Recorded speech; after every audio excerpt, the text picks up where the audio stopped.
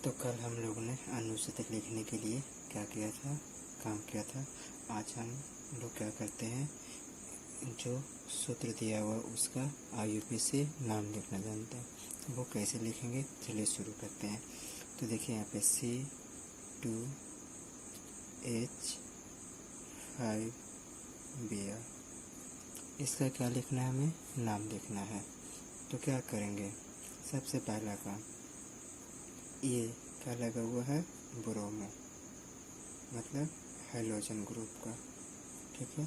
तो इसका नाम हम लोग कैसे लिखते हैं, तो इसको नाम लिखने के लिए मैंने बताया था कि क्या लिखना होगा। सबसे पहले इसके आगे हम क्या जोड़ते हैं, ब्रोमो, क्या हो जाएगा ये ब्रोमो, ठीक है। अब यहाँ पर देखिए कार्बन टोटल कितना है, 2। तो 2 को एल्केन में क्या बोलते हैं हम लोग, क्या बोलते हैं, एल्केन में 2 को क्या बोला जाता है, एथेन। तो हो जाएगा क्या इसका नाम, ब्रोमो एथेन, ठीक है। आगे अगर हम बात करते हैं तब क्या होगा वो देखिएगा। दूसरा एग्जाम्पल, दूसरा है HCHO,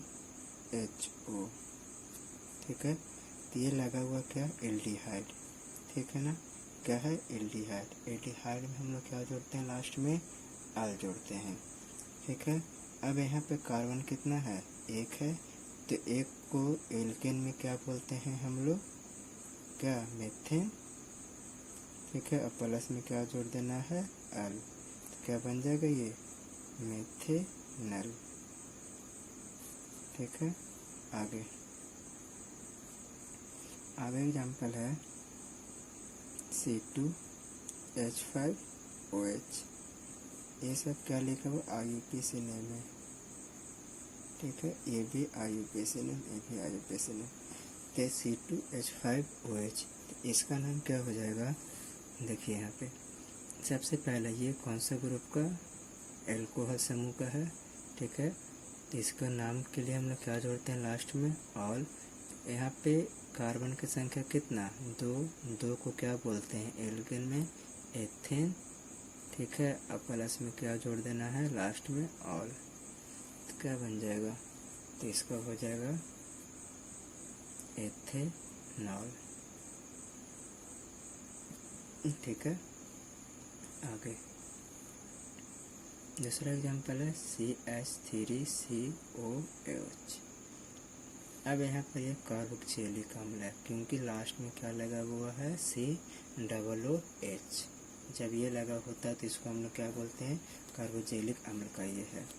तो देखिए यहाँ पे टोटल कार्बन कितना, 2 को क्या बोलते हैं, एल्केन में एथेन, ठीक है। अब प्लस में क्या जोड़ देना है, ओइक अम्ल, ठीक है। तो ये क्या बन जाएगा, एथेनोइक अम्ल बन जाएगा, ठीक है। और भी एग्जाम्पल है, बाकी आप लोग खुद से बनाइएगा। आगे हम लोग पढ़ने जा रहे हैं क्या, समजातीय श्रेणी, ठीक है, या इसी को बोला जाता है सजातीय श्रेणी। इसी को क्या बोलते हैं हम लोग, सजातीय श्रेणी, सजातीय श्रेणी। ये क्या होता है वो हम लोग देखेंगे, ठीक है। तो देखिए यहाँ पे अगर हम लिखते हैं CH4 का मेथेन, C2H6 का एथेन, ठीक है। C3H10 क्या है, C4H12, सॉरी SH8, ठीक है ना। तो यहाँ पर देखना क्या है, देखिए अगर ये दोनों में हम अंतर निकालें तो कितना का अंतर है, पहला एक कार्बन का अंतर और दूसरा क्या अंतर है, 2 हाइड्रोजन का अंतर है कि नहीं है। अगर हम इस कार्बन का देखें तो इस कार्बन में क्या है, एक C का अंतर और दूसरा H2 का अंतर। इस कार्बन में भी कितना है, सर इसमें 10 आ जाएगा ना ये, इस कार्बन में क्या अंतर है, एक कार्बन और हाइड्रोजन 2। तो हम लोग देख क्या रहे हैं, एथेन है, मीथेन है, प्रोपेन है और क्या है, ब्यूटेन है। ये तीनों में अंतर कैसा दिखाई दे रहा है, हमें CH2 का अंतर दिखाई दे रहा है। ठीक है, इसी तरह से अगर हम क्या करते हैं और एग्जाम्पल लेते हैं, एल्केन का लेंगे, ठीक है, एल्काइन का लेंगे, एल्किन का लेंगे, तो अगर वो सब में किसका अंतर आ जाए, CH2 का अंतर आ जाए, ठीक है, तो उसको हम लोग क्या बोलते हैं, समजातीय श्रेणी। तो इसका डेफिनेशन क्या होता है, सुनिएगा।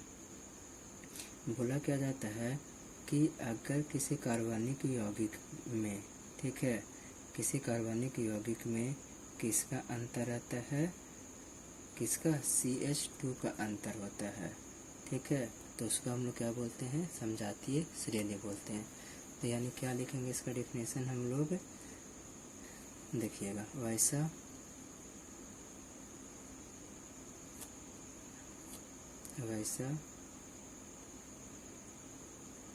कार्बनिक यौगिक जिसमें 2 क्रमागत सदस्यों के बीच अनुसूत्र में कितना का अंतर हो, अनुसूत्र में CH2 का अंतर रहता है, तो उसे हम लोग क्या कहेंगे, समजातीय श्रेणी कहते हैं। ठीक है, मतलब अगर CH2 का अंतर दिखाई देता है किसी कार्बनिक यौगिक के 2 क्रमागत सदस्य के बीच, तो उसे हम कौन सा श्रेणी कहेंगे, समजातीय श्रेणी कहेंगे। ठीक है, जैसे यहाँ पे मेथेन का एग्जाम्पल लिए, इसके बाद एथेन का, उसके बाद प्रोपेन का, उसके बाद ब्यूटेन का। ठीक है, तो ये सब में क्या नज़र आ रहा है कि सब में हमें CH2 का अंतर दिखा दे रहा है, यानी ये दोनों के भी 2 क्रमागत है कि नहीं है, एक मेथेन है, क्या है, एथेन है, यानी 2 लगातार सदस्य के बीच में कितना का अंतर हो, CH2 का अंतर हो, तो उसे हम कौन सा श्रेणी कहेंगे, समजातीय श्रेणी कहेंगे। ठीक है, ठीक, क्या एल्केन को हम लोग कह सकते हैं समजातीय श्रेणी, हम बिल्कुल, क्यों कह सकते हैं, क्योंकि इस दोनों के बीच का अंतर कितना आ रहा है, CH2 आ रहा है, तो इसलिए। आगे हम अगर दूसरा एग्जाम्पल देखें तो देखिए यहाँ पे दूसरा एग्जाम्पल, क्या इसका NCERT में क्वेश्चन भी है, तो इसको इस तरह से हम लोग क्या करेंगे, बोल क्या रहा है कि उसमें एग्जाम्पल देकर समझाना है, तो ये करना है। ठीक है, आगे अगर हम लिखते हैं मेथेनॉल, क्या इसका सूत्र होगा मेथेनॉल का, बताइए, CH3OH, एथेनॉल का क्या हो जाएगा, C2H5OH। अब यहाँ पे बताओ किसका अंतर, एक तो कार्बन का अंतर, एक कार्बन का अंतर और 2 हाइड्रोजन का अंतर। ठीक है, इसके बाद अगर हम लेते हैं प्रोपेनॉल, तो इसमें भी अंतर किसका आएगा, क्या हो जाएगा, C3H7OH। ये दोनों के बीच में अंतर कितना, एक कार्बन का और 2 हाइड्रोजन का। यानी याद रखना क्या है कि अगर 2 क्रमागत सदस्य के बीच किसका अंतर हो, CH2 का अंतर हो, तो उसे हम क्या कहेंगे, तो उसे कहेंगे हम लोग क्या, समजातीय श्रेणी कहते हैं। ठीक है, इसके बाद हम लोग और समजातीय श्रेणी की विशेषताएं पढ़ेंगे। क्या होता है, देखिए, समजातीय श्रेणी की विशेषताएं, तो ये NCERT में क्वेश्चन है, समजातीय श्रेणी की विशेषताएं। ठीक है, पहला क्या होगा, सभी सदस्यों का समान सूत्र एक ही होता है, सभी सदस्यों का सामान्य सूत्र क्या होगा, एक ही होता है। इससे पहले हम लोग पढ़े थे ना, देखिए यहाँ पे इसमें एल्केन का सामान्य सूत्र क्या CnH2n+2 था। इसके बाद एल्कोहल का क्या था CnH2n+1 और क्या OH ये था ना। यानी सब में क्या रहेगा, सामान्य सूत्र एक ही होता है। दूसरा अगर हम लेते हैं तो दूसरा के बारे में क्या बोलेंगे कि सभी सदस्यों का प्रक्रियात्मक समूह उपस्थित रहता है। मतलब सब में प्रक्रियात्मक समूह क्या रहेगा, एक ही उपस्थित रहेगा, न कि अलग अलग रहेगा। ठीक है, जैसे यहाँ एल्केन में इसमें भी एल्केन, इसमें भी एल्केन, इसमें भी एल्केन, इसमें भी क्या एल्केन। इसमें देखिए एल्कोहल में इसमें भी एल्कोहल, इसमें भी एल्कोहल समूह, इसमें भी एल्कोहल समूह। यानी सब में प्रक्रियात्मक समूह क्या रहेगा, एक ही उपस्थित रहेगा, न कि अलग अलग उपस्थित रहेगा। ठीक है, ये चीज़ होगा इसमें। ठीक है ना। तो अगला तीसरा नंबर में क्या लिखेंगे हम लोग, समजातीय श्रेणी के यानी सभी सदस्य जो होते हैं एक ही रासायनिक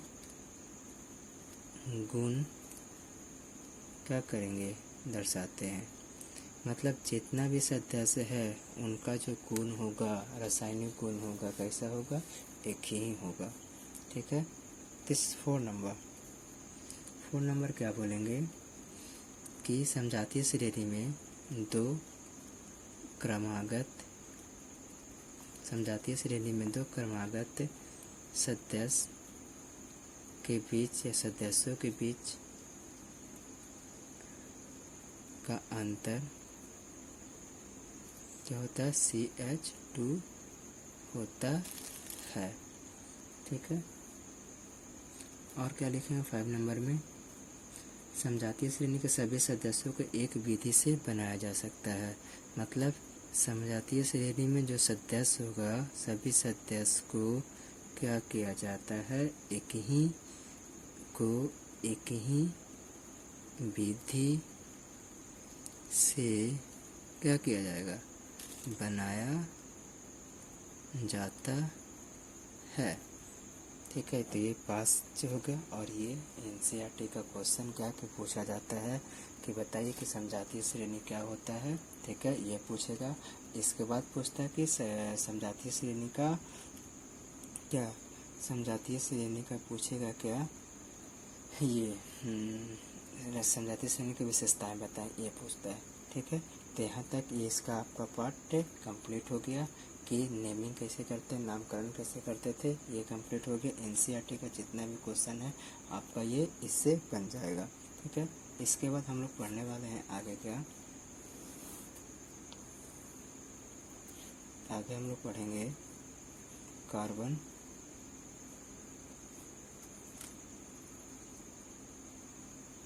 क्या पढ़ेंगे हम लोग, कार्बन यौगिकों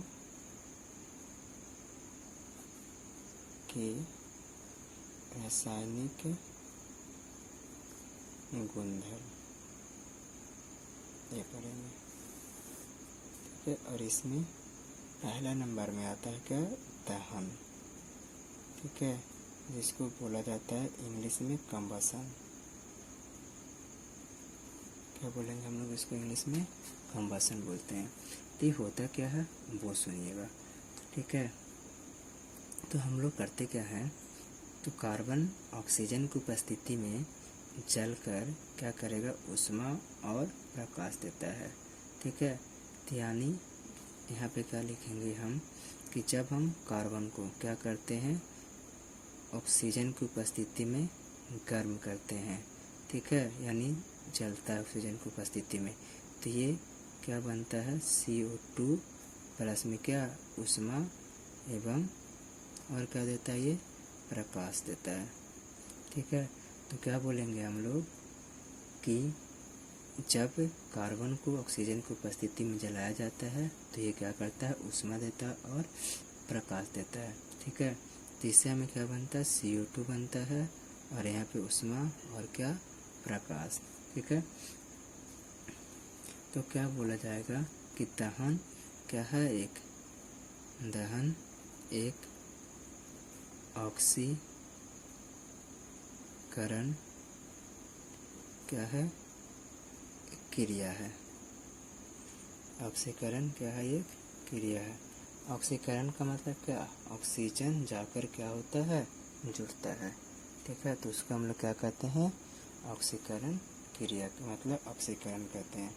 ठीक है, जैसे एग्जाम्पल CH4 प्लस क्या, O2, ये बनता है यहाँ पे CO2 प्लस में क्या, H2O, और प्लस में क्या देगा, ये ऊष्मा देगा, और प्लस में और एवं क्या देगा, प्रकाश देगा।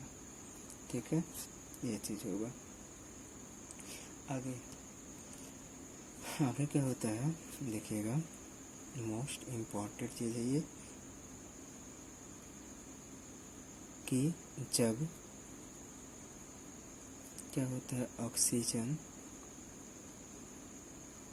ठीक है, जब ऑक्सीजन एवं किसको, एथाइन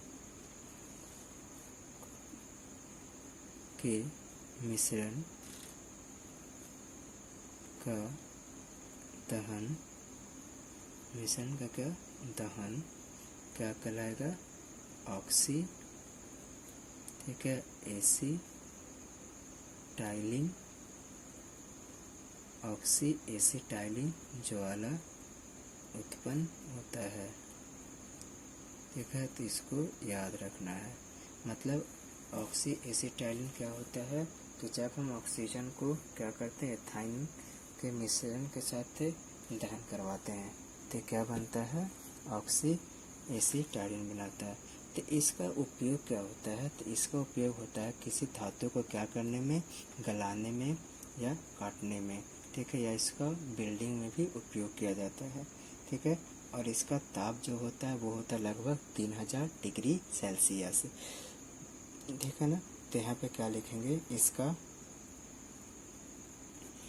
उपयोग कहाँ होगा, धातु को क्या करने में, गलाने में। ठीक है, दूसरा काटने एवं जोड़ने में क्या किया जाता है, ऑक्सी एसिटिलीन का उपयोग किया जाता है, जोड़ने में किया जाता है। और इसका जो ताप होता है, ठीक है, इसका जो क्या होगा, ताप होता है, ताप कितना होगा, 3000 डिग्री सेल्सियस, इसका ऑक्सी एसिटाइलिन का। ठीक है, तो ये होगा इसमें, तो ये हो गया किसके बारे में, ऑक्सी एसिटाइलिन के बारे में। ठीक है, तब आगे आप जानते होंगे कि स्टोव, ठीक है, जो जिसमें हम लोग क्या करते हैं, केरोसिन तेल का उपयोग करते हैं। ठीक है, उसमें देखिएगा कि आप छोटा छोटा सा छिद्र होता है। ठीक है, जैसे ये ऊपर का नली होता है उसमें, और इसमें छोटा छोटा सा क्या होता है, छिद्र होता है। ठीक है, ये छिद्र, तो ये छिद्र होता क्यों है, ये छिद्र इसलिए होता है ताकि इसमें ऑक्सीजन जा सके। ठीक है, जब इसमें ऑक्सीजन जाता है इस छिद्र के द्वारा, तो ये जो स्टोव है उससे जो ज्वाला उत्पन्न होता है वो बढ़िया से होता है। ठीक है, तो ये होगा इसमें।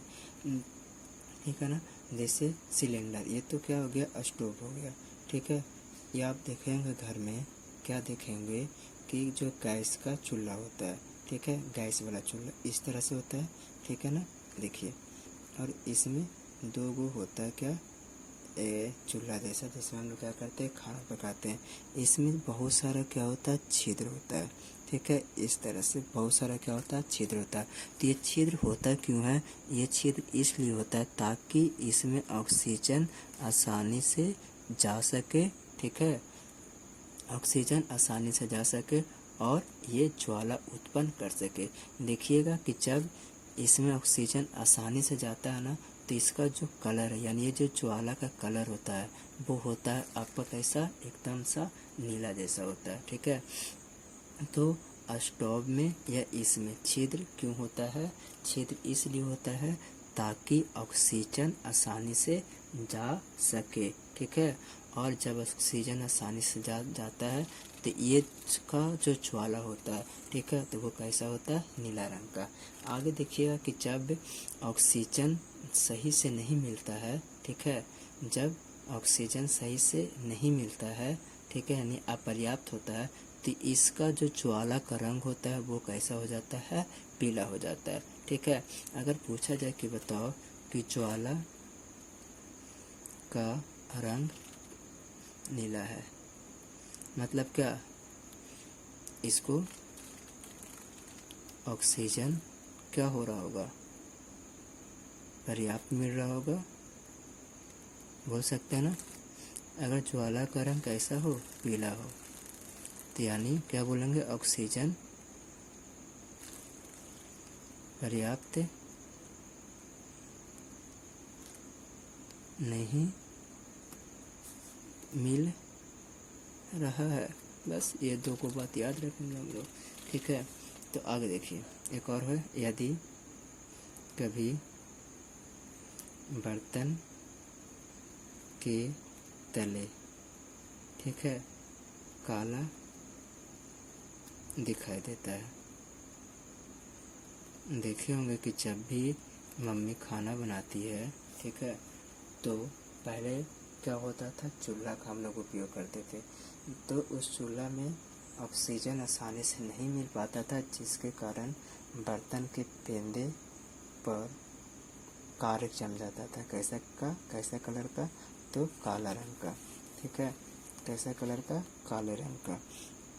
ठीक है, तो यहाँ पे लिखें क्या, यदि कभी बर्तन के तले काले दिखाई दे तो इसका मतलब क्या, तो इसका मतलब क्या होगा, तो इसका मतलब क्या होगा। देखिए पहला चीज क्या होगा, यही बोल सकते हैं ना कि वायु आसानी से नहीं जा रहा होगा,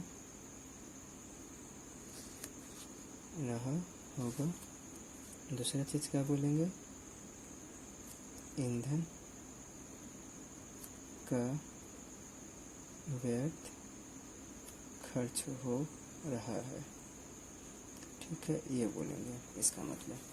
यानी अगर क्वेश्चन आ जाए कि बताइए कि बर्तन को जो पेंदे हैं वो हमें काला दिखाई देता है, इसका कारण क्या है, तो इसका कारण हम लोग बोलेंगे कि वायु आसानी से नहीं जा रहा है, और ऐसा होने से ईंधन का क्या होगा, व्यर्थ खर्च हो रहा है। ठीक है, ये चीज़ हो जाएगा इसमें।